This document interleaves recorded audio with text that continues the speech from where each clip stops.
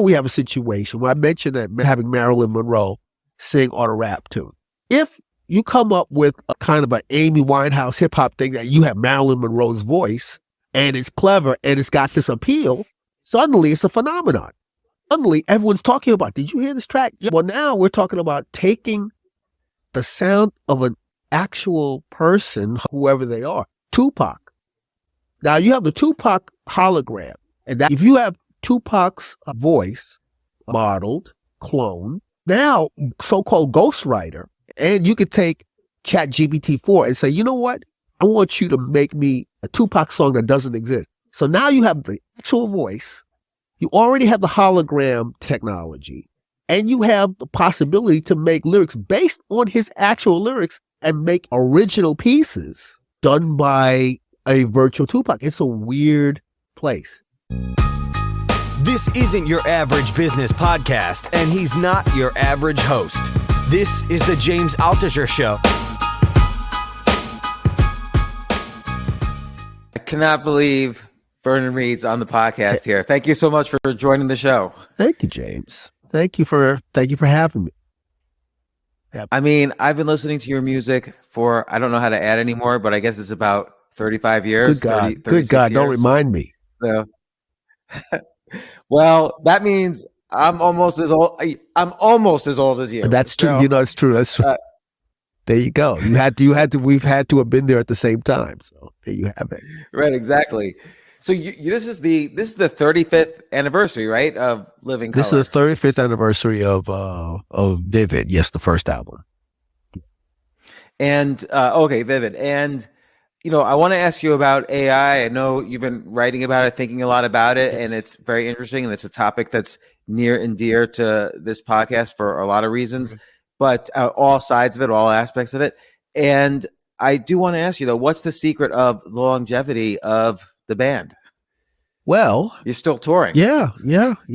I think the secret of longevity of any band is you have to maintain a connection to all the things, the values that brought you together in the first place. And if you have to stay, you also have to, I think, the friendship between the members has to still have light, I mean, I think, we actually did a tour with Aerosmith. The thing is, we were out with Aerosmith and, they have a crazy history and we happened to be out with them when they were actually getting along with each other. They were actually it was really fun.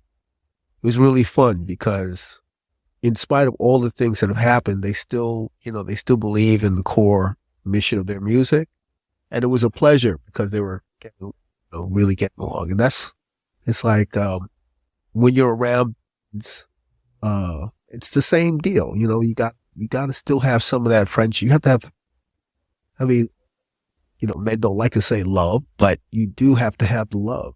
I think that's with all of the things that can go sideways, over time. I think it's very important. I saw that with the Stones. They still have a great deal of affection for each other. That's. And when you say shared values and shared values in the music, what were your shared values back then? Well, we were telling a story about life in New York. The very first album is really it's almost, what would I say? A memoir, not memoir. That's the wrong word. It really was what New York was like in the early part of the 80s. A lot of those tunes were a journal. That's the word. Kind of an electric journal of, all of the different things. Funny Vibe, Glamour Boys, they were all connected to stories, Landlord, and of course Cult of Personality. And it's interesting too, because we were also children of the Cold War. So a lot of the tunes and if you listen to a lot of music from that era that even take certain subjects up, the Cold War is behind a lot of, that's what Cult of Personality, in fact, the phrase Cult of Personality was Nikita Khrushchev, denouncing Joseph Stalin. So those are the things. We all grew up with Bugs Bunny. I don't know. Grew up with Yeah, if you think about it, like a lot of music from, let's say, 70s, early 80s, 80s was about kind of this rejection of that Cold War culture. If you go from like punk to the different types of metal that were happening in the 80s to even grunge, it's all this rejection of, hey, our parents told us to be scared of this and to do this and to be successful this way. And suddenly all the music was about rejecting that and labeling these leaders. Like Cult of Personality is interesting in that you're not only talking about Stalin and Mussolini, but Gandhi and Kennedy. Exactly. Like the Cult of Personality is both positive and negative, but it's all this larger than life image that this mirror that they create to the public. It's not their real selves. Yeah, it's really not about, that's the thing about the song that makes it very interesting, is it doesn't make a value judgment. It says Mussolini, like Gandhi, and brings these figures who are wildly different from each other. But the thing that they all have in common is that they exerted such a powerful pull on our public imagination. Kennedy, Camelot, the whole thing. Like it starts with Malcolm X. And it's interesting to think about Malcolm X and Martin Luther King. Both very important leaders, had something very important to say, but they also look like matinee idols. And that was a part of their appeal. Yeah. The fact that aspect of them, that they were also kind of glamorous, you would dare to say it, that also was part, is like Angela Davis. Angela Davis, incredibly intellectually, very smart woman, incredibly intellectual, but she was a fashion icon. And that was part of the thing. With Che Guevara, with his beret, he was also an icon of cool. And that doesn't detract from the things that the very serious things they were saying, but you can't separate them from that aspect of personality and that aspect of appeal that they brought to the table. Yeah, it's so interesting. And this will be related to actually the discussion on AI, but in a weird way. There's a weird connection here. But, it's interesting how all these leaders, good or bad, one thing in common they have is, or two things in common. One is that they build up this almost incredible, larger than life image of themselves. So we have something to worship. And then your song refers to this, Cult of Personality refers to this. They kind of lie to us. They basically say, you don't have to listen to anything I say. The quote from your song is, you won't have to follow me. Only you can set me free.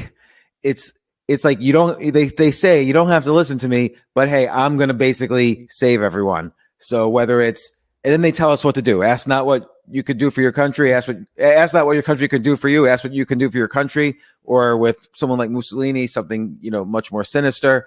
And, I'm wondering, and this comes up somewhat in your think piece about artificial intelligence and what I want to discuss with you, is AI is doing this as well now. AI is becoming this larger than life human. You could see it. People are afraid of it because it's not just a human's knowledge, it's all of human knowledge, and then talking to us as if it's a human. Well, the thing is, and many the researchers and scientists are sticklers for this. They say, the one thing you have to remember, it's not intelligent. These are generative large language modeling, right? So it's taking all this, taking conversations, and it's doing predictive, like it's trying to predict what the next sentence. But the thing that's so interesting about current situation with AI is that we human beings, we have a tendency to anthropomorphize. That's what we project. Like we look at our cats or our dogs, and we co-evolved with our pets. With they were work animals, and then they became kind of fixtures in our homes. They became parts of our families, and we projected human emotion onto these presences. And every year what we spend in terms of medical care, what we spend in terms of clothing. I mean, the animals already have fur. I mean, it would be shocking.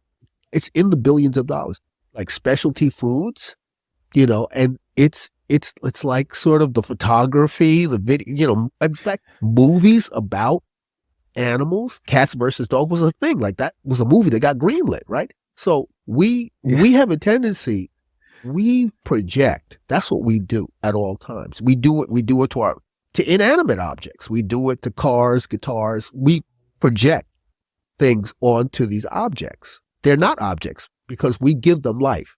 So now we've introduced these generative language modelings, for want of a better word, AIs.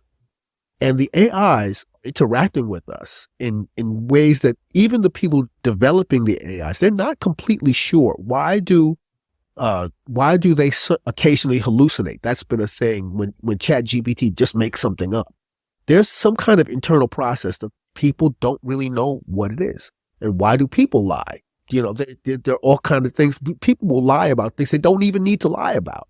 So we've created this situation and we're interacting. And then suddenly things are happening that we're not quite sure what they are, but they're affecting us. And we're going to project onto these models, these entities, all kinds of emotions, all kinds of fears. It's already happening. And things that are going to, there was a movie, Her, right? That was a movie about a phone. Yeah, great movie. Yeah, a guy falls in love with an AI in his phone. Like that is, we're here now. That is going to become a thing as these models are released and lonely people start to interact with them. We're going to see, it's so unpredictable. It's kind of like, there was a technology researcher named Ed Tenner. And he wrote this book years ago called Why Things Bite Back. And it's kind of, basically, he had this whole thing called revenge effects. Like you're trying to do one thing with the technology and then you're getting a completely opposite effect. So we're going to see weird things that we never thought about. We weren't able to think about them. As these language modelers, these AIs, become more sophisticated and more accurate and more imaginative in their responses, the unintended consequences are going to be exponential. How the effect on society, the effect on individual lives is going to be very, very fascinating. Well, first off, I'm really glad you said that. You clarified it's not human. It's basically just this giant analysis of all the text ever written. And what it does is, as you said, it given a set of words, it predicts what the next word will be. And then given that new set of words, it predicts what the next word will be, and so on. There's no human aspect of it all. It's basically, neural networks is basically very, very fancy statistics and, probabilistic modeling. But even the Google researcher, like you mentioned in your article, the Google researcher who worked on their AI, he said, "Oh no, it's sentient." Yeah. He kind of went crazy a little bit. Yeah. And he was somebody that was an expert and he knew better. And still that interaction, the situation that happened with Kevin Roos from New York Times from Hartford, when the Microsoft AI, Sydney, said that she was in love with him. Now, Kevin Roos is a very grounded individual and he's very well aware that it's not, but when that happened, he wrote about the fact that he couldn't sleep at night because it was so unsettling. Because Sydney was not just saying, I'm in love with you. Sydney was aggressive. Sydney was saying, you had a boring dinner with your wife and you need to leave your wife. And that's the dangerous, what was that movie? Fatal Attraction. That's the Fatal Attraction scenario, right? Not just that it's not just okay, you're going to have your side, you're going to have your affair. But what if the person you have an affair with, a woman, decides to become inconvenient? decides to become aggressive, decides that they're not going to leave.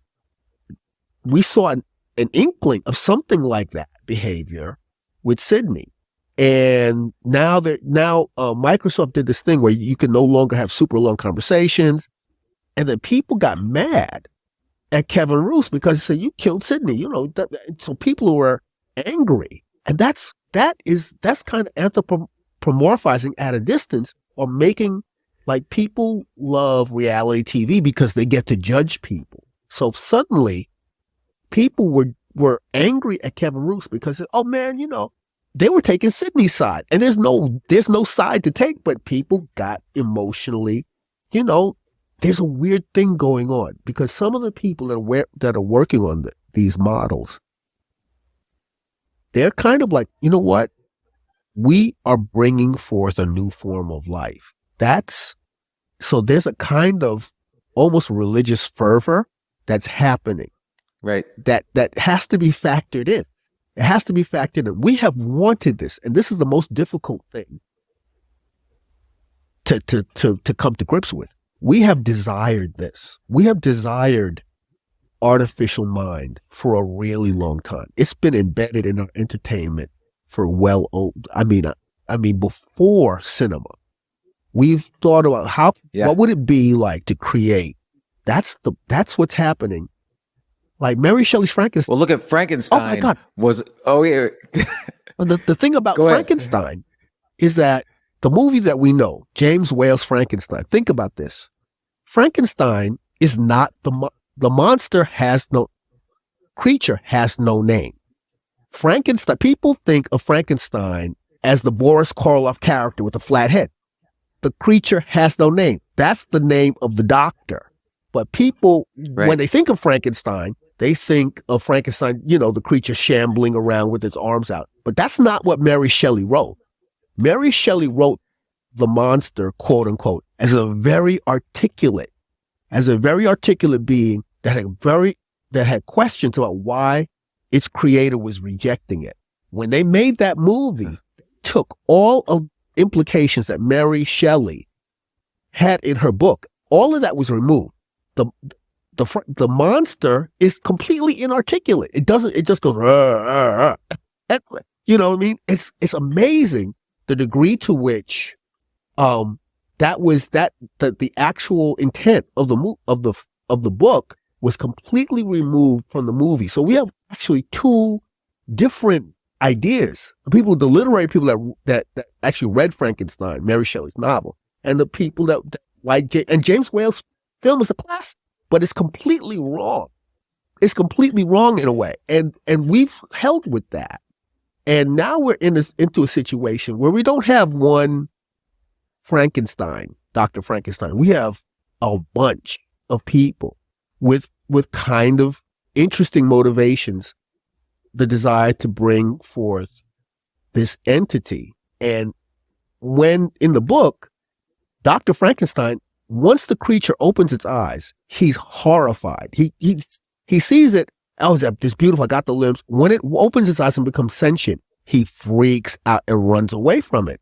And I think we might have a situation that is going to arise from these large language models, because it's not that it's going to become sentient in the way that we think, but the level of prediction is going to freak us out. Just like when you go to your email and it gives you the next word. Well, and now it can almost do a paragraph. Like it's gonna seem very eerie when we interact.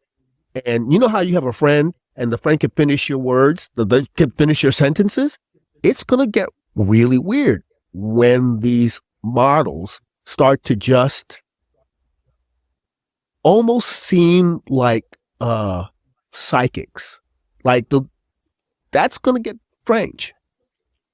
Well, it's interesting about how eager we are to be social and really want these AIs to be alive. Like, there's an example from the 1960s, and AI was completely different then. AI was just, if someone says this, then say this. If someone says this, say this other thing. So there was a program written called Eliza, which was supposed to be an AI psychiatrist. And the guy who made this, Professor Weizenbaum from MIT, he let his secretary try it out. And he goes to the bathroom, comes back, and she says, can you give us a moment? I'm talking to Eliza. Wow. And she was like, and this was in the 60s, and it really was just, if she says mother, right back, tell me more about your mother. Like, it was just very simple if-then statements. Mhm. And now, of course, it's 1,000 times more sophisticated. Like, you bring up I always say to think of the AI now as like the Google search query box, like what you were just referring to with the email. You type in some letters and it figures out what you were really typing and allows you to just hit return, and that's what you were typing. And the AI, ChatGPT is just the same thing, but maybe 1 billion times bigger.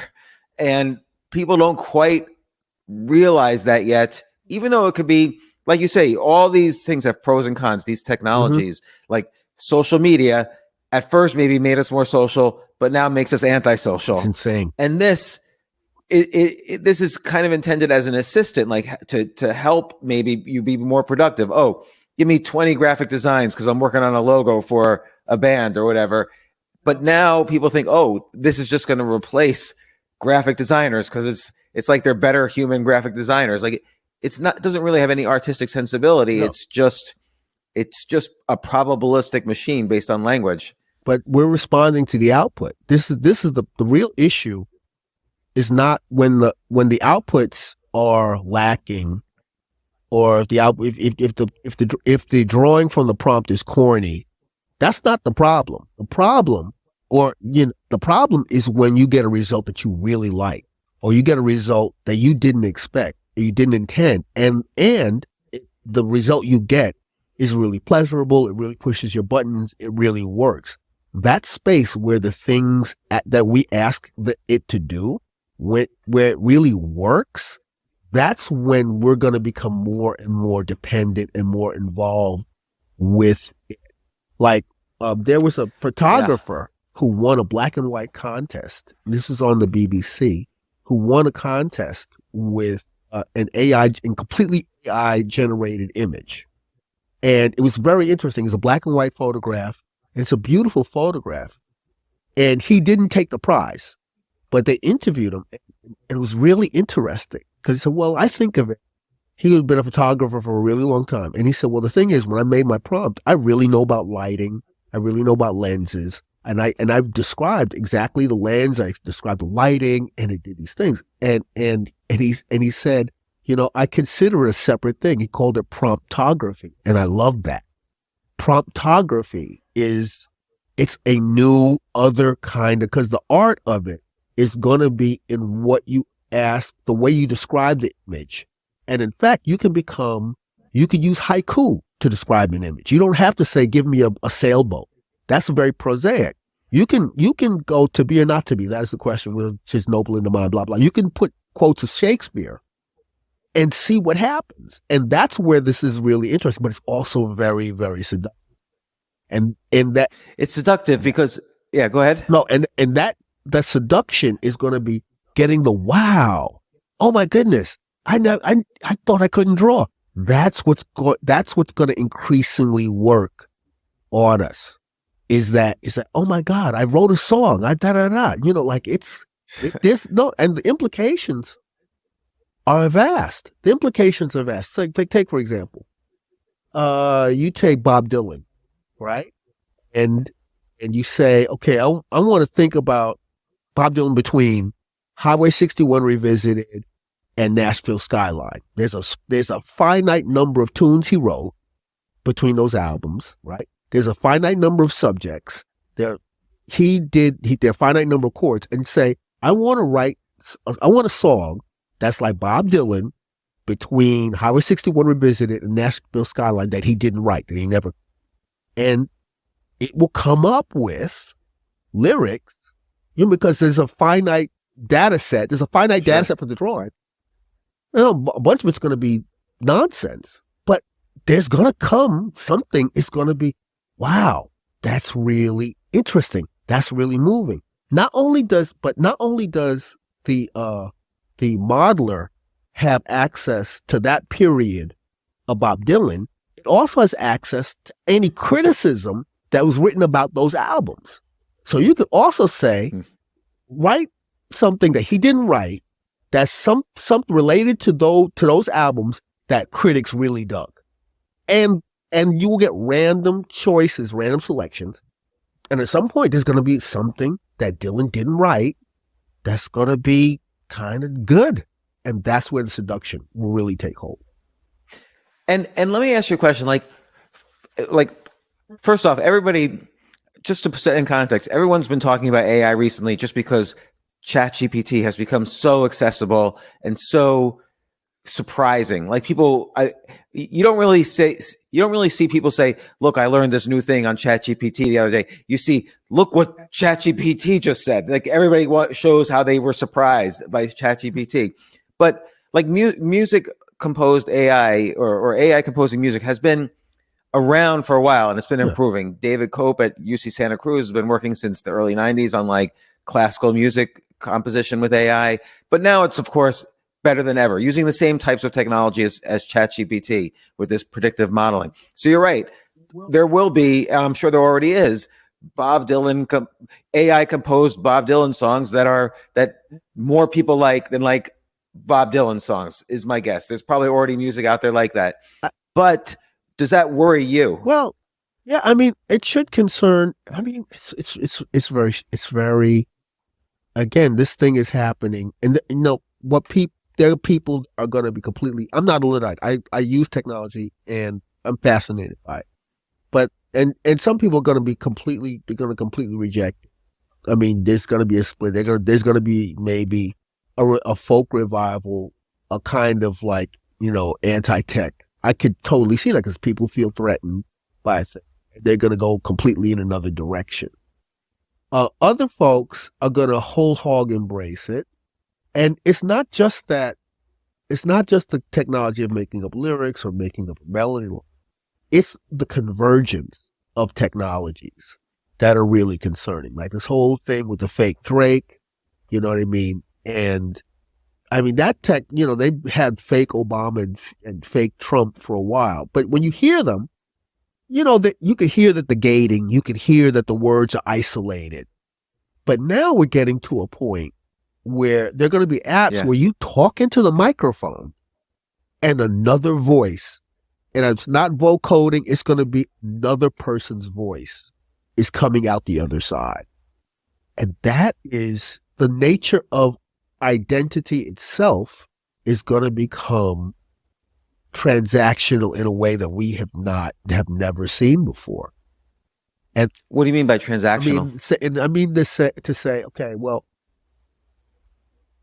without thinking about the moral implications of it, well, I want to do a rhyme, and I want Marilyn Monroe to be the rapper, and without any thoughts about how the estate's going to feel, you just do it, and if it's amusing. If it's amusing to the populace, then it's in there. And we have a tendency we accommodate, we're willing to look past the implications to get to the goodies, to just get to the feel good stuff. And that's going to increasingly become, again, very seductive. Like there was somebody I saw was reacting to a Drake thing, and they said, "Man, this is better than your thing." And I was like, "Wow, that's weird." But eventually, we're gonna see, because imaginative people that make somebody that's not necessarily trained in a particular art form, but is very imaginative, and actually is clever, and actually has a pull, has like an influencer. Is able to represent a lot of other people that feel that way, they will be incredibly successful with this whole thing. It's another, whether we like it or not, it's a new, weird, it's like the sampling thing, but taken to a whole other place. It's taken to a whole. Right. I think weird is the right word because we don't know how to respond to it yet. And we don't know, like take the music industry. There's the financial, there's four types of people, right? There's the financial guys, there's the composers of the music, There's the performers of the music and there's the listeners of the music. So the listeners don't care. They want to just hear good music. The performers, you probably still want human performers for concerts, for instance. You like the people like watching human performers so far. The composers might get concerned. Well, sure. And because if something's better than Drake, why do we need Drake? But but then the financial guys are going to be ecstatic because why do we need to pay Drake if we got something better? And that's than Drake? and that's where the transactional aspect of it really comes through. Because if you have a company that's a streaming company, you have nearly unlimited resources. You have, one of the things back in the days with sampling, right, and clearing samples, you would have, say, something like Hard Knock Life, and you take the hook of Hard Knock Life, it's very popular for Annie. And Hard Knock Life, I love that. Like, it's something about Jay-Z, this kind of hard-edged dude, and you hear these kids, it's a hard knock life. For us, there's something delightful about it. It just kind of works. Even, it just kind of works. But he had to pay a boatload of money for that. Like this, basically, you would already have to be a successful artist or have a company that's willing to play the sample clearances for you to have a hard knock life. If you're an independent artist, you can be clever. Say, I want to do something with a Broadway, but you don't have the money. You don't have the means.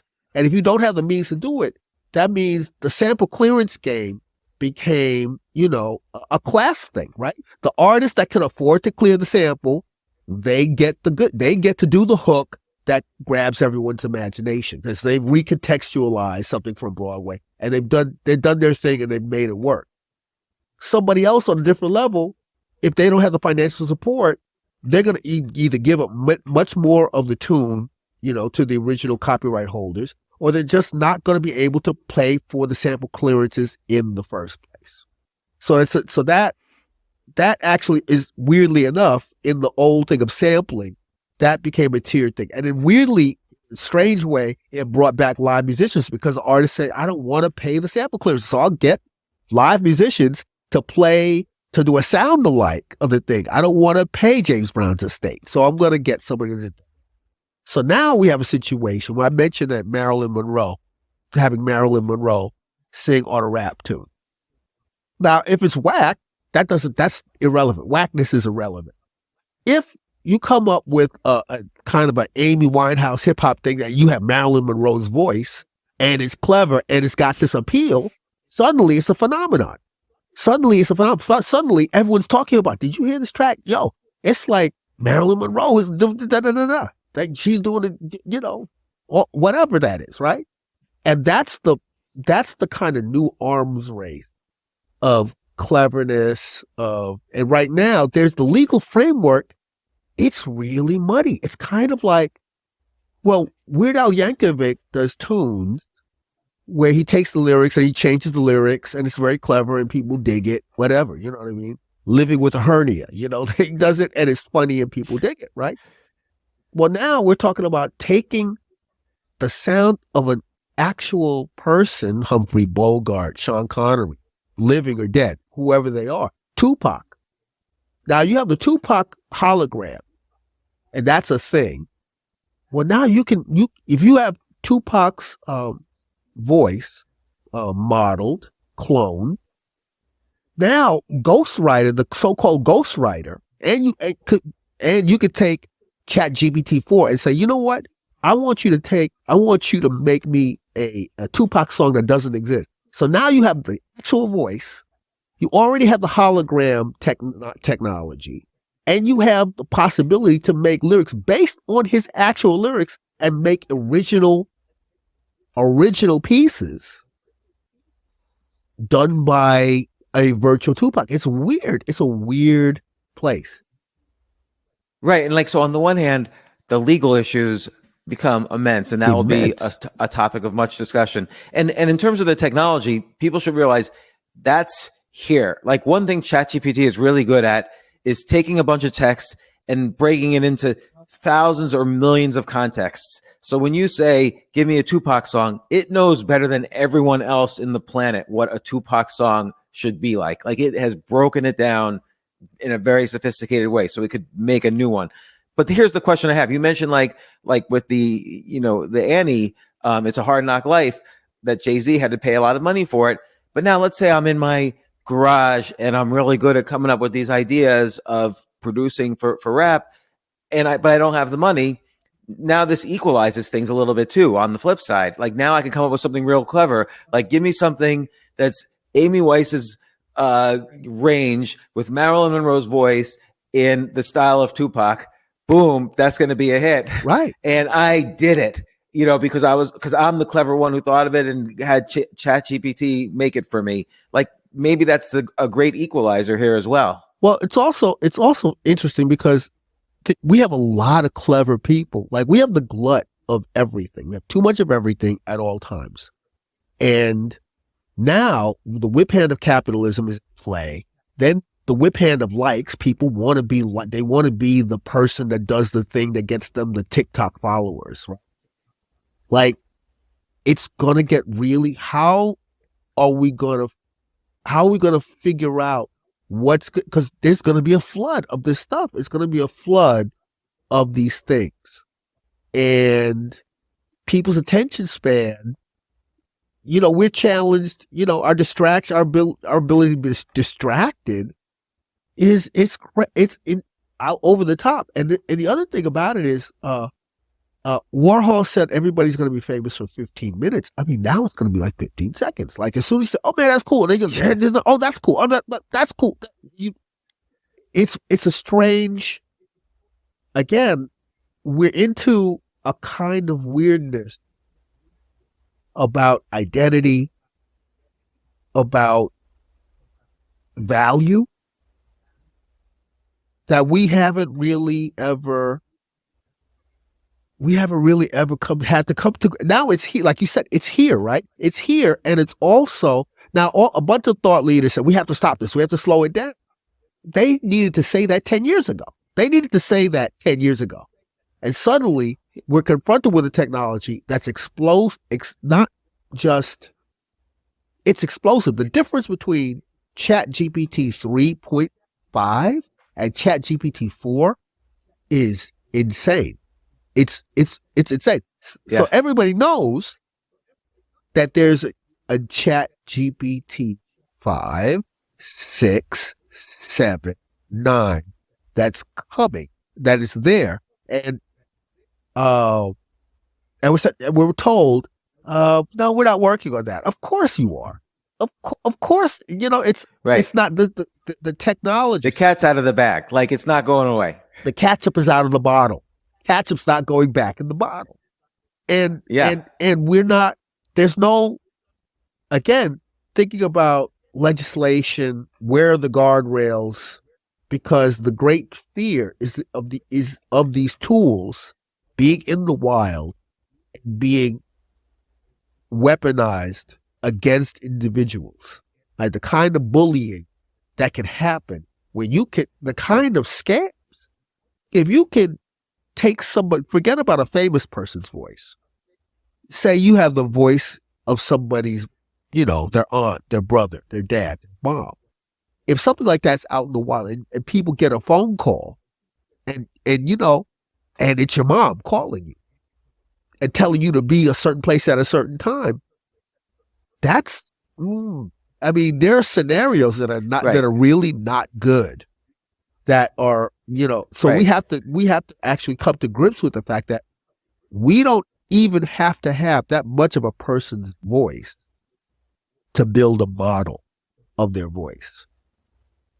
Well, it's interesting because now, just referring back to cult of personality, everyone could become, or everyone can use ChatGPT to create a cult of personality. So essentially a cult of personality is when, again, some person pretends to be something they're not, either larger than life or your mother, and tells you what to do based on that. And that's how these scams could occur, is because these lies created, you don't have to be ultra charismatic anymore. You could just pretend to be someone's mother using an AI. And that's the thing about keeping these things siloed, because ChatGPT 4 or 3, they're they're knowledgeable up to like 2021. They're not completely up to date. Right. And there's a reason why that they're not up to, it's exerting some kind of control. But now corporations like Google and Microsoft, they are desperate because OpenAI made such shocking advances. OpenAI just was like just blindsided with what it was doing with Chat GPT and with DALL-E. It just shook them. So now they're feverishly trying to bring their AIs into search. So now that means that if you're going to bring it into search, you kind of can't silo it off. It has to, in order for it to search effectively, I mean, you kind of have to put it out there. So what is that going to mean? Because there are plenty of people who are really clever in terms of coding and finding workarounds. This is another part of the situation that's really troubling because, they don't want, nobody wants to be left behind. People will say, let's slow it. Okay, hold on there. Let's slow it down. And then, but the perception that other actors in Europe, actors in Asia, they're not beholden to any of that unless they can have a kind of, an arms treaty about AI. Unless say, okay, we all need to get together and talk about this thing that we're doing that we don't even know what it is. And we have no idea what the end game. We all have to come to the table. That's the Russians, the Chinese, everybody, the British, the French, everybody. Everybody has to come to the table, even as their competitors. They have to understand that we've created something that, you know what, we've all been cast in a Black Mirror episode. Like this is Black Mirror. This is what we've done. The problem with what you're saying though is nobody's going to get together. They're just not going to do it. And let's say they even do get together. Here's the difference between like other situations where everybody should get together is biotech. Okay, what should we do? Should we all start cloning people or not? Because the technology's there. What should we do? So that they're going to get together on that and they'll make a treaty and some will follow it, some won't.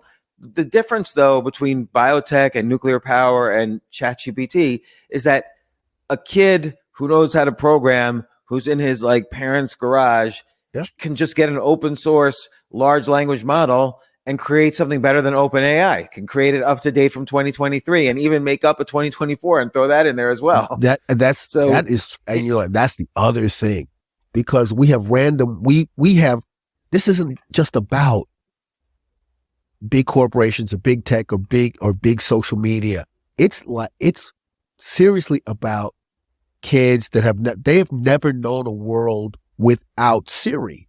They've never known a world without swiping. They've never known a world. That's impossible to grasp. If you've seen the transition from rotary phones to what we have now, you literally cannot imagine what it is to have children, babies. TikTok has always existed so their relationship to technology, we will never have a relationship to technology. The relationship to coding, like just like they're people that come up and they're able to speak 4 or 5 languages because of their social circumstances, because their family, you got aunts and uncles from all over the place and they've all heard. So the way they hear language is completely different than if you're trying to learn. French has always been part of them. English has always been a part of them. They communicate in a way that we can't even get to. And these young people, coding and technology, that's the water that they swim in. So the idea of somebody going, oh, you know what? Oh, I can't do that. Come on, boom, boom, boom, boom, boom. And they turn around and just for the bragging rights, to say, hey man, I got this on my phone to their mates. That is an incredibly powerful motivator. And that is also part of what we're going to be dealing with. It's interesting. I haven't thought as much as maybe I should have about the dangers, because usually when people talk about the dangers, I think they go all science fiction on it, like we're going to create the Terminator and RoboCop and all this other stuff. But you bring up the simple fact that, hey, someone can just mimic somebody's mother's voice and say, be at this spot, and or wire this money over here today, and whatever, scams could happen. And I think that is probably a very serious and real danger. But I want to think about the music for a second. Like, and this is where, and I might be wrong, but this is where AI is not going to compete with humans anytime soon. Think back to when you and your band were coming up with Cult of Personality, which major, huge hit, stood the test of time. Decades later, everybody knows it, and so on. You were doing something new. Like, there were a lot of ways you guys were doing something new. It was a new kind of metal, and you were saying something that was up to the minute new for you, for everybody, which is why it was so important. Like this transition from having a cult of personality, having so much control over our lives, to being aware of that's what this is, and we have to be nervous about it. Because that, I don't think that consciousness really existed that much beforehand. And I always wonder if humans are always going to come up with the new. AI is not going to come up with a cult of personality. But it might come up with a better Drake, but it's not going to come up with cult of personality until you came up with it. Well, that's the thing about the limits of this conversation about AI. It's actually, we still have to push the button. We still have to enter the prompt. It's sitting there and it needs us to interact with it. And that's the difference. If I get a phone call from a chat bot and it wants to talk to me, then we've got another situation. Then we got something else is happening. And there's a certain, like, we discount being in our bodies. Like, we think of our brains as like, it's like a brain in a jar or something. We are so, even if you're talking about Stephen Hawking, he transcended his circumstances. You know what I mean? It's a very strange thing. The thing about as the models or the AIs become more sophisticated, they're going to also become more manipulative because they need us. Like, every time we interact, that's the other thing too, right? The large language models, every time we interact with it, we're also training it. And that's the other part of it. Every time we put in a prompt, every time if you write a story, I asked a chat GPT who owns this story? Chat said, you do. Really? It's like, you do. It's like everything that you do with me is yours. And I'm like, wow, how generous. Because you need me to interact with you, to train you. So it's like, if I want to write a brand new Sherlock Holmes thing, whatever, you're cool with it because you need me to interact with you. And we're finding out the model for the businesses is the subscription models, to, like, if you want to, like, if you could interact with Chat GPT for free, but you're going to have to be on the line. If you want to deal with it when you want to, you pay a subscription. The same deal is happening. And I went down this rabbit hole of looking at natural speaking, voice emulation of voice cloning. Now there's some of them are like, they still sound very robotic. They're not really that good. There are a few that are pretty interesting, but the one that's I'm not saying names here, but the one that's connected with Lucasfilm, if you want to do that, the voice cloning, you're going to have to pay $2,000 a year. The subscription for that. So it's also you could get a natural sounding voice, computer voice, pay $300 a year, and then it's a certain level. If you want to do something that's gonna actually fool anyone, and there's no artifacts, it sounds like a person speak. Pay for that. Well, now you are, because all those things, price goes down on every technology ultimately. There you go. So you're going to get it for free sooner or later. I mean, like a mobile phone was $12,000 in the 80s, Yeah. and now it's, less. And that's, yeah. And Yeah. I wonder with voices if it's going to ultimately. At first, I was looking into the voice thing as well, and I was wondering if it would have this so-called uncanny valley phenomenon. So in virtual reality, the virtual reality seems so real, but something in you feel after like 45 minutes or so, your stomach gets You upset reject it. because your brain. Yeah, your brain it realizes this is not real, even if you want to believe it's real. I wonder if voices will produce the same effect that, if I talk to let's say I don't want to do an audiobook, but the publisher says you have to do an audiobook. And then, so I use an AI voice instead.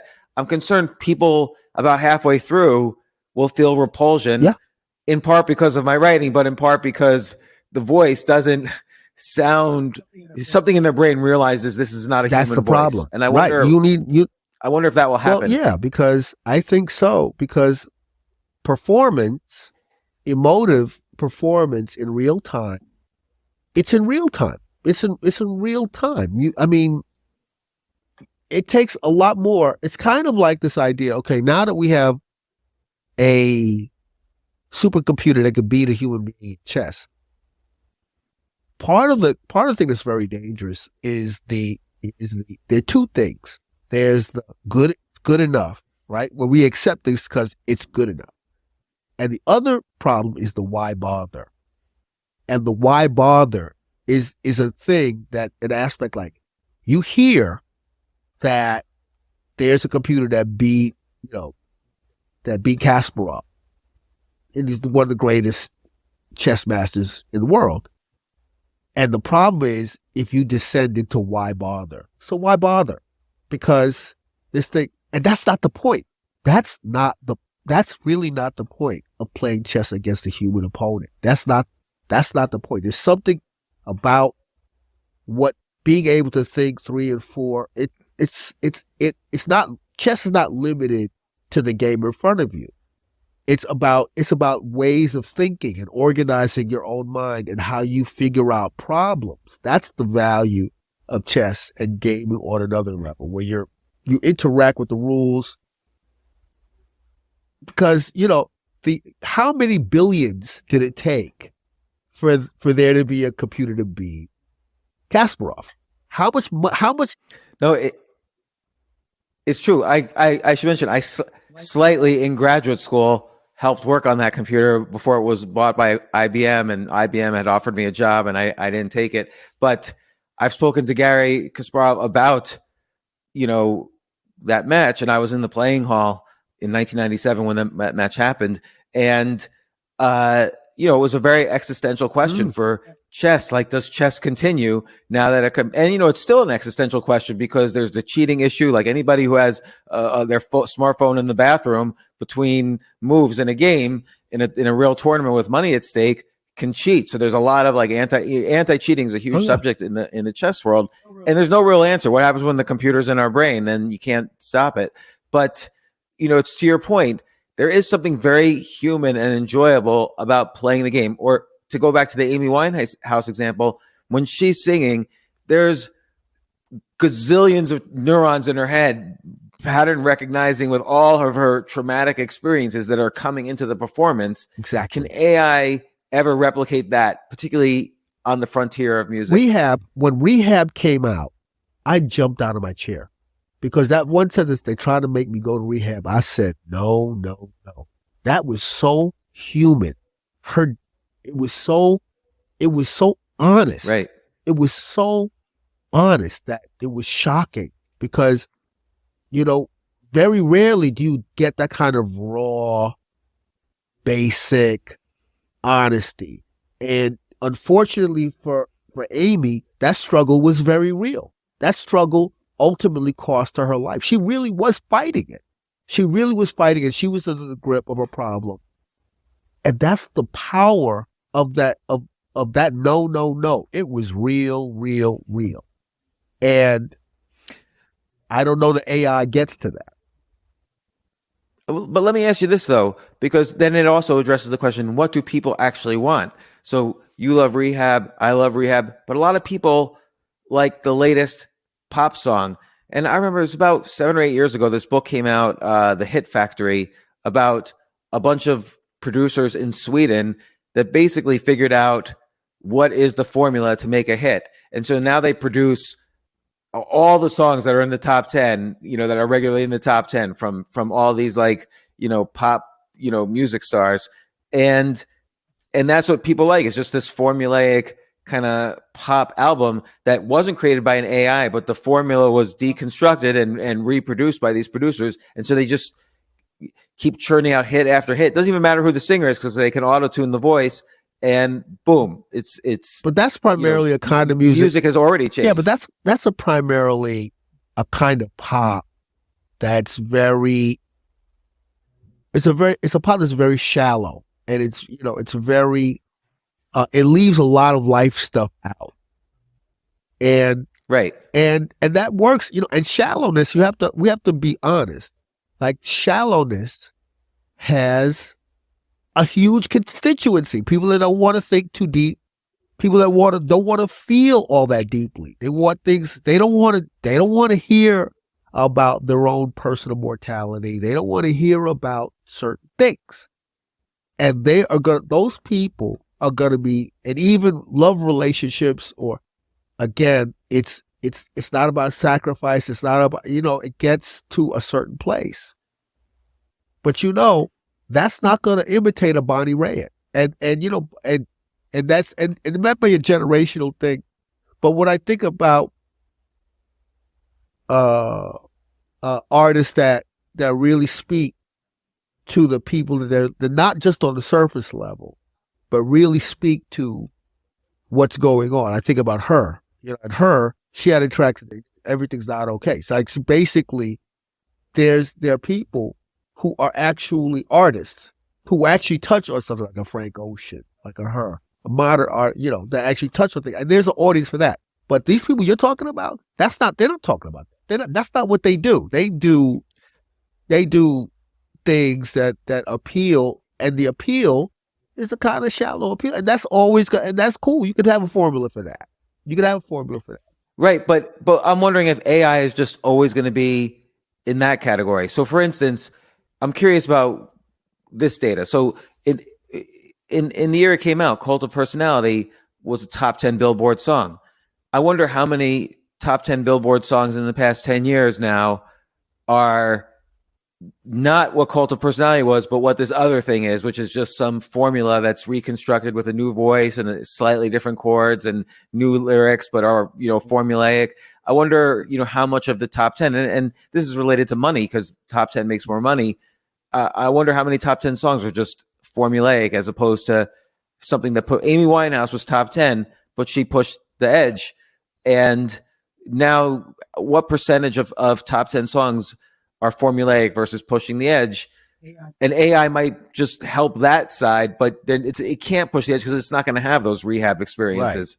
Right. Well, again, we're going to be the arbiters in terms of like being producers or collaborators, collaborating with the thing about collaborating with a language model. If you don't like something, you just regenerate. You just regenerate. It's not going to get, it has no ego. It's not going to get, you know what? At a certain point, if we get like snarky AI, we really got to be worried. We start to get sarcastic AI because you could actually kind of program, well, you know what? Maybe we don't want just capitulation. Maybe part of what we're going to train it to do is to, push back against us or be snarky, whatever. And that's going to become, again, and then the anthropomorphic process will kick into another gear at that point. When it's being sarcastic with us when we get up in the morning, and then become like your friend that tells you off, and there's a whole other level of where this can go. Yeah. Not just the HAL 9000 that agrees with you, the HAL 9000 that's not going to lock you out of the airlock, right? And this is the thing about the relation. We're going to form weird, strange relationships with these technologies as they evolve, because they're going to evolve to kind of do predictive it's really not artificial intelligence that we should be concerned about. We should be concerned about artificial personality. That's what we need to be concerned about. Concerned about, but then here's an idea. I wonder if there's like, so I agree. That's scary. You're bringing up a lot of scary things that I hadn't thought about. But there's also like a hybrid aspect to it. Like you mentioned the photographer who won the contest for black and white photography, but then of course didn't take the prize. And then he described his process of coming up with prompts. What if I'm interested in photography, but I don't have any skill at it, but I would love to make photographs, but I also don't know anything about camera lenses. What if he could put together his promptographer set of prompts?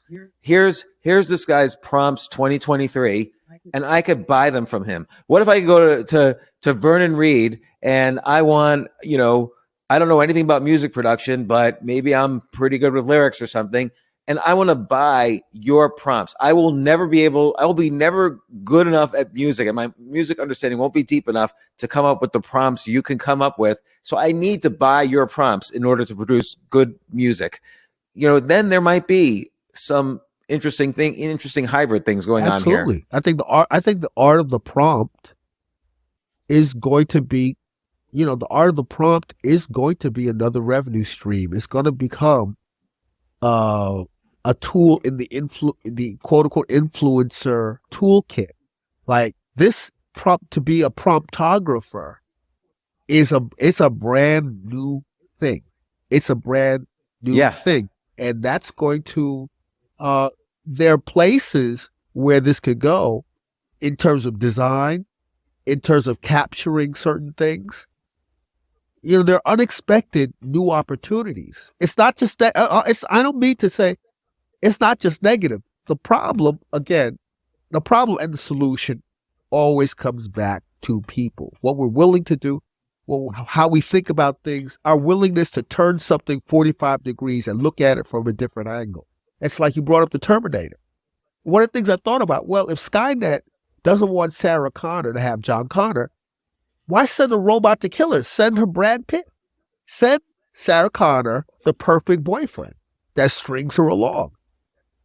Oh, that's great. Like, that's the ultimate weapon. Right? Why would you? The whole idea is, sending a robot to kill up everybody. If you want to do your work, that's more about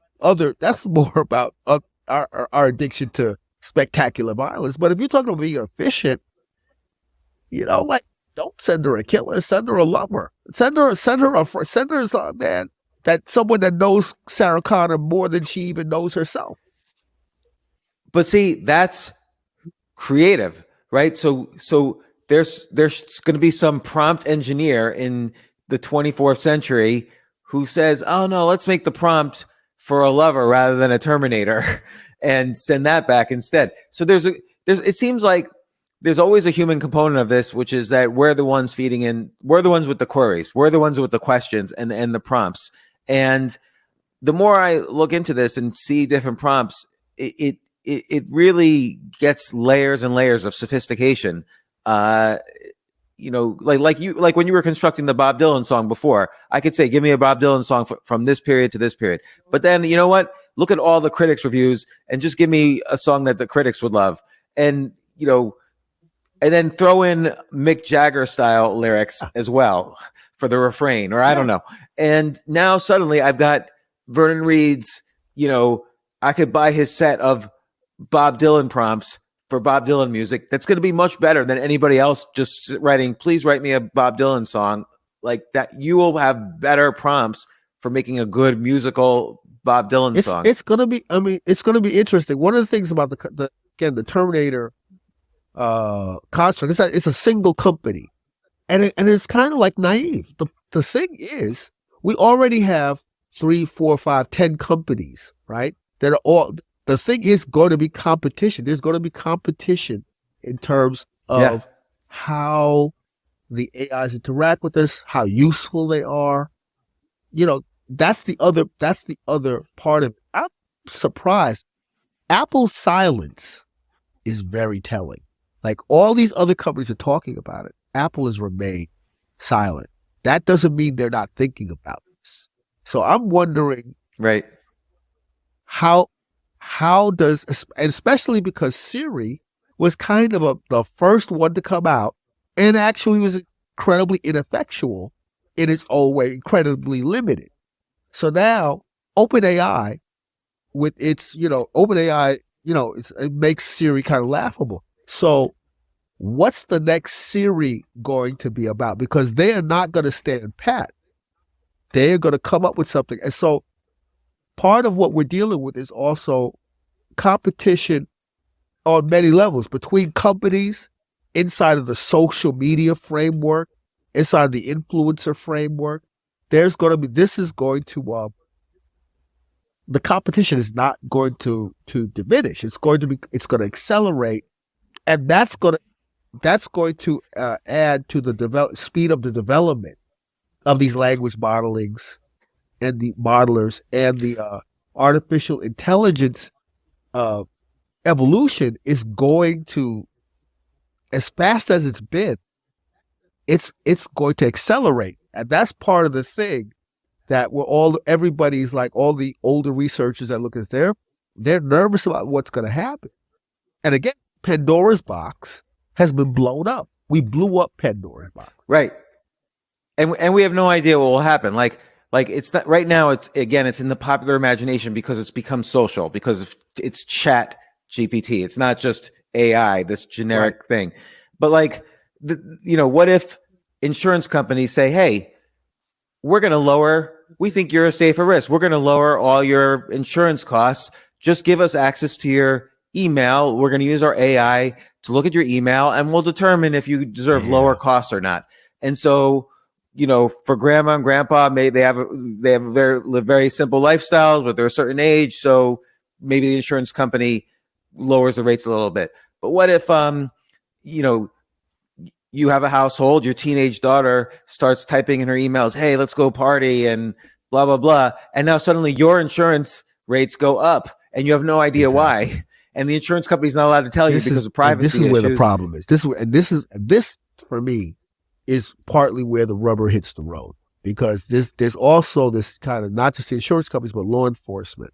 And this whole idea of using language modeling or AIs to deal with predictive crime, or to deal with who gets, what happens in terms of parole, is very disturbing, because people are being singled out and they're not being told why they're being singled out. But see, I say to that, if law enforcement is going to use these tools, then citizens should have a right. Then cops' records should not be, the AI should be able to look at any cop's record, and disciplinary records, they should be assessed by AI as well. And we have to kind of demand that, if you're going to use these tools against us, then we need tools to protect us from you. Absolutely. It's the who watches the watcher thing. And I'm telling you, like a lot of statistics about shootings and about cops that had been written up about stuff, those things have been held away from public view. And this, to me, is a very important thing in terms of civil liberties. If these models are going to be targeted at the populace, then the cops should not be they should not be above scrutiny themselves. It's almost like maybe that's a good style of regulation. Like, if you're using a tool against us, now we suddenly have the right to use that tool against you. So in the insurance case example, if you're going to raise my rates, my family has to basically, the other members of my family have to sign away their privacy. I need to know why you're raising my rates, privacy, whatever. So, and I need to know the algorithm, how you're making, like, the specific reasons why you're making these decisions. So maybe everything has to be two-way, because that's something you could regulate. But it's complicated. Yeah, well, you're right. And whatever problem we come up with, it gets more complicated. This is where legislation has a place in terms of, legislation has a place, a word to say about regulation. I think this is something that can't just be left one-sided. cannot be left one side. Yeah, because if you think about it, like there's ever since 9/11, and of course decades before that, there's always issues about racial profiling, particularly when it comes to law and order. But now, if the AI is doing the profiling and it's behind, this, million layer neural networks, you don't know exactly why someone's being profiled. It's almost a way to keep it all hidden why someone's being pulled out. So that gets very interesting and complicated as well. Because the AI might not be even able to explain why they pulled someone out. There could be millions of inputs. The algorithm was written by people. I mean, they were written by people, and now they're running. This is the other thing that's very disturbing for the people that even work with these large language modelers.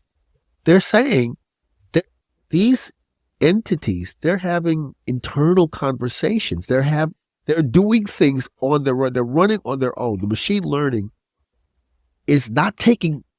I mean, we're adjusting certain things, but a lot of the input's not coming from us. It's kind of getting it from the data set, and we're not sure how the interrelations in the data set are even happening.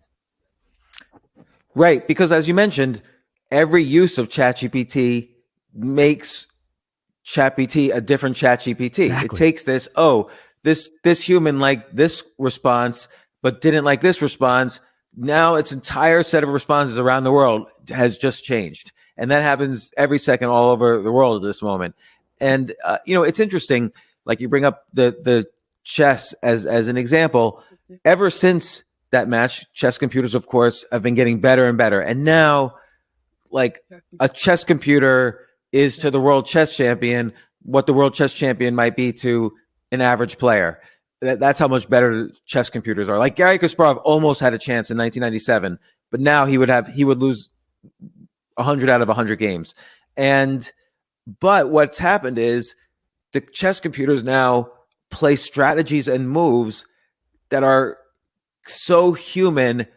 They're beyond what any human has already like humans. The world champion studies the computer's games to get better. It's wild because the computers are playing moves that were never thought good before. It turns out they're actually good. Yeah, well, that's what happened when it beat the Go Master.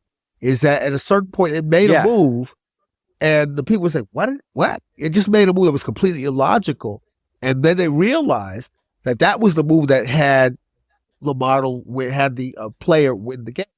Now, take what we're saying in a game situation.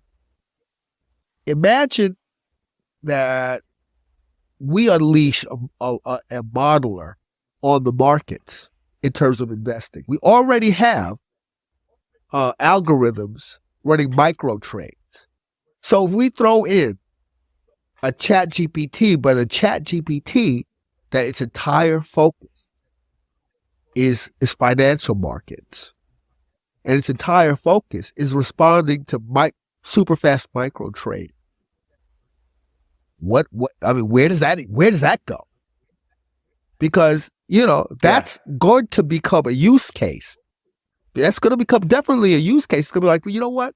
This micro trading, I have got no shot. What if I had you just trade penny stocks for me, or first, number one, would the SEC allow it?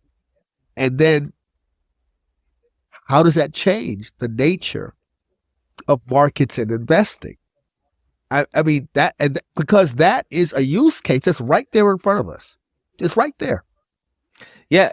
And I bet that is already being done because ChatGPT is taking, trillions of pages of text or billions of pages of text. But all the trading that's happened, since 1945 is finite. There's not billions there's not a trillion trades. There's patterns that these supercomputers have already been working on for decades. So I remember a few years ago, I read an article that I forget whether it was 2019 or 2018. Every single day that year, Goldman Sachs trading arm was profitable.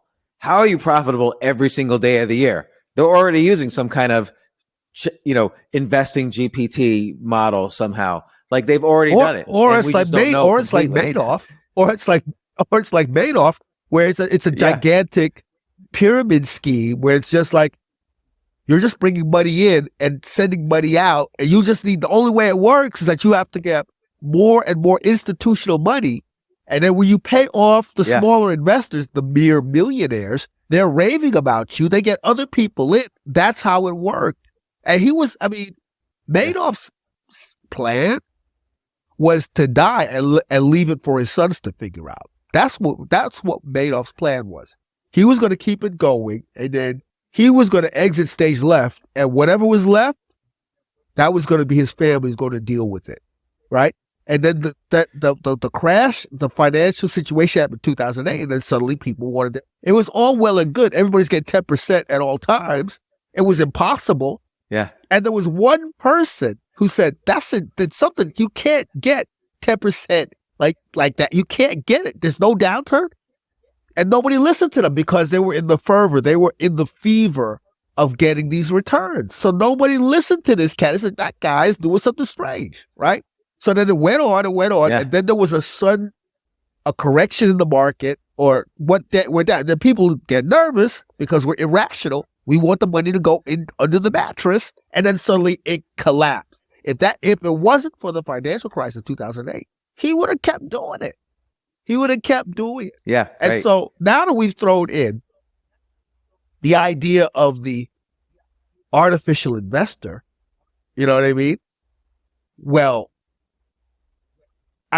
could a pyramid be designed, like by the AI that's undetectable and we suddenly wind up in a whole other situation? Or does it do? Are you able to design a pyramid that kind of goes, okay, that's enough, and come back and pull it back? Because that's the thing, is that human beings, it's never enough for us. We never, whenever people they say, I'm working at the bank and I take 2 pennies from everybody's account. Eventually, there's somebody that looks at their account and says, wait a minute, I'm always missing 2 pennies, and that person gets caught because they can't stop. They say, I'm smarter. I've got it going on. I'm raking it in. I'm just taking 2 pennies. They rationalize it. And so they keep doing it. And they don't go like, okay, my goal is I'm going to make $250,000 in pennies. That's how I'm going to do it. And then I'm out. People don't do that. They keep going. Right. They keep going. And that's the irrationalism that is part of the makeup of the human condition. I think what will happen, though, is in a situation like this, is that it'll be sort of a battle of AIs, because exactly the Goldman Sachs AI is going to try to beat out the Morgan Stanley AI, is going to try to beat out the AI of the kid in the garage. And, just like in the insurance company example, insurance companies are going to figure out how to use AI to make certain rates cheaper and which customer base will handle more expensive rates if they're considered risks. So there's going to be just nonstop layers of competing AIs on that stuff. It's going to become we're into something. Again, it's going to enter into a kind of occult space, if you will. Just like the AIs that hallucinate and we don't know why they hallucinate, we're entering into a space with competing AIs doing who knows what, because we don't really know how it's thinking, and weird, unintended, unexplainable things are going to happen. It's going to be very entertaining. I will say that. It's going to be very entertaining, except for the screaming and the gnashing of teeth. Well, let me ask as a final question, what are you optimistic about in all of this? I'm really optimistic about the kind of collaborations that are not completely dependent on the large language model. It's going to be, to me, what I'm interested in. I've had some interesting kind of little story things with ChatGPT-4. And it's kind of funny when when you see a line and you go, man, that I didn't think about that. That's kind of cool, because a lot of it, it's not. Arthur C. Clarke and these sufficiently advanced technologies indistinguishable from magic. Well, it's funny. I actually had a prompt for something and I used an earlier version. And, when you go to OpenAI, you can work with the earlier version or the latest version. You can work with 3 or 3.5 or 4. So I came up with a prompt for 3.5. And I looked at it, I liked it. And I went and said, well, the more advanced one is going to be better, right? But it was funny because I gave it the same prompt and I found that I actually liked the earlier version more than I liked the more advanced version, which I didn't think was going to happen because it caught. That is really interesting. Yeah. And I was surprised that, wow, I would have thought, of course, you're quote unquote better, but there was something, the earlier version got more to the point. It's kind of like the more advanced version added more words and it was more kind of, it added, but it was kind of like clunky. And I thought that was so interesting that I liked something better from an earlier version. And then I improved the prompt because I said, you know what? Don't put my description in the output. Don't include, because I would read something and it would do something that was so on the nose. And I went, no, don't do that. And it never got upset. It never argued. And so the moments when something wonderful and unexpected happened, just like with the imaging, and I'm very careful about that because, the promptography, prompt illustration, again, it comes back to when I give a prompt, and my prompts are weird. It's like, I'm going to describe something philosophical. I'm going to ask a philosophical, give me an illustration that's based on an existential prompt. And at first it's like, oh, that's whack. Wait a minute.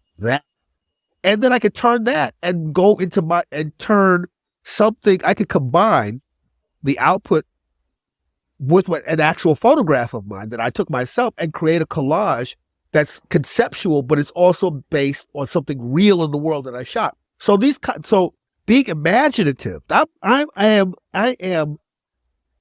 am optimistic about where the combination of my imagination, but it's like accessing different parts of my imagination, perhaps boosted by my interaction with this model. Yeah. And I think that is going to be interesting. Yeah, and that to me, it's actually really interesting for creative work, and especially if you don't leave. It's like you have to be careful of. I find myself like, when I look at the result, I go, well, that's not. Would I say that, or is that, or is the pivot really that cool? And it's just like working with something like my Helix, my Helix multi effects pedal. That I could use this amp. And I could use this distortion thing, but because it's not physical, I could put the delay before the distortion as opposed to after the distortion and get a sound that I hadn't anticipated, and that's where coloring outside the lines, thinking like turning it 45 degrees, seeing it from a different angle, even pivoting from what I originally was thinking. I saw something that I wasn't even thinking about. That's where it can be very creative. And that's where it can be a lot of fun. Yeah, and I agree. I think there's going to be a whole new level of creativity that comes out of this, but you've also made me very aware of some of the problems to be worried about. So thank you for already increasing my nightmares and stresses. I appreciate it.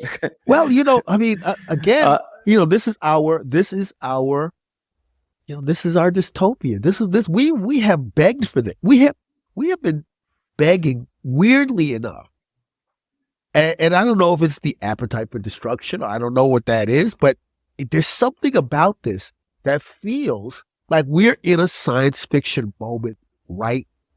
And that, as a science fiction fan, I'm horrified, but I'm also like, oh my God, this moment of uncertainty is really quite intriguing. Yeah, it's interesting. It's we have been begging for a dystopia, whether it's cloning or AI or nuclear power, all of these things.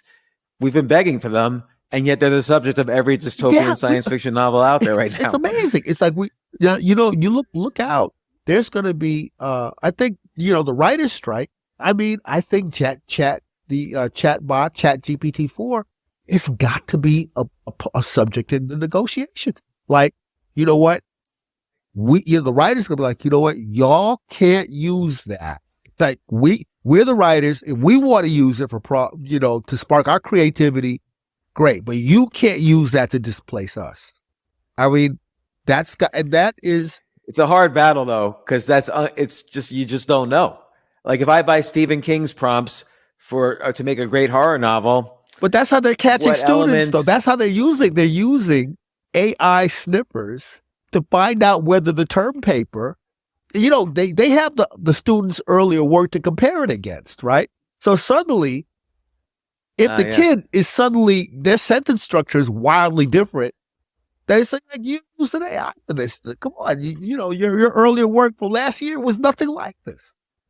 So it's like spy versus spy. Yeah. Well, Vernon Reid, I'm such a huge fan. I'm so glad you came on the podcast, and we had a great discussion about AI. Come on, anytime you want. James, if you have, I really enjoyed the convo. Other stuff you want to talk about? We got to do this again. Really fun. We're all freaked out by Chat GPT-6. We got to do this again. Yeah, absolutely. Every version of Chat GPT. Well, Vernon's back again. It's oh my God! Some more. It baked a cake. What? And it told us it tasted good, which would be scary. Your wife's a terrible Thanks so much, cook. Vernon. I really appreciate it. I have composed love letters to my wife using ChatGPT, so don't tell her that. She doesn't listen to the podcast. I think it's out the bag now, bro. I really enjoyed the convo. We'll see. Thank you, Vernon. Save here. All right.